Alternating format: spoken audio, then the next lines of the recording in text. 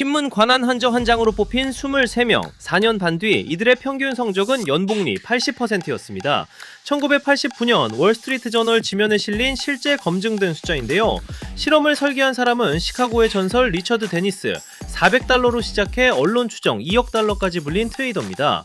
그가 지망생들에게 가르친 핵심 도구는 단 2개, 돈치안 채널과 ATR이었습니다. 오늘 이 실험의 전말과 규칙 원문, 올해 골드에 돌려본 실측 결과까지 전부 보겠습니다. 시작은 두 트레이더의 오래된 논쟁이었습니다. 데니스는 트레이딩이 가르칠 수 있는 기술이라 믿었고, 동업자이자 수학자인 윌리엄 에크하르트는 타고나는 재능에 가깝다고 봤죠.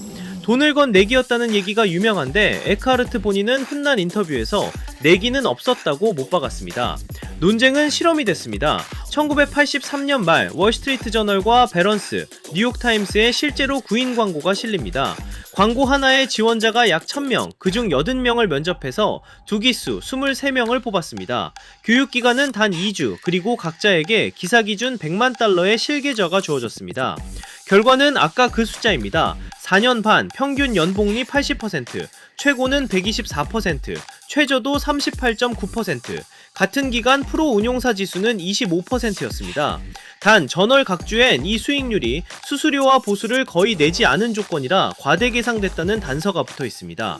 여기까지가 지면으로 남은 팩트고요. 데니스는 이 지망생들을 이렇게 불렀습니다. 싱가포르에서 거북이를 키우듯 트레이더를 키우겠다. 그래서 터틀입니다. 그럼 2주 만에 가르쳤다는 그 규칙을 보겠습니다. 2003년에 원조 터틀이 무료 공개한 원문 문서 기준입니다.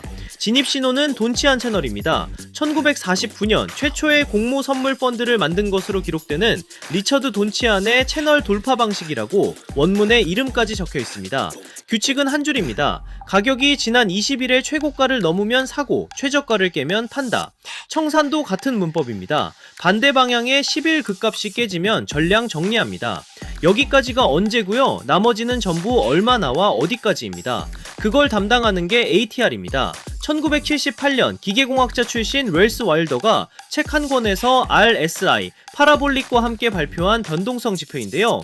터틀은 20일 ATR을 N이라 부르고 모든 것을 N으로 쟀습니다. 포지션 크기는 N 하나가 계좌의 1%가 되도록, 손절은 진입가에서 2N, 어떤 시장이든 한 번의 실패는 계좌의 2%로 고정됩니다. 규칙 전체에서 진입은 한 줄이고 나머지는 전부 리스크 관리입니다. 지난 편에서 본 그 구조 그대로죠. 말은 근사한데 이게 2026년 골드에서도 굴러갈까요?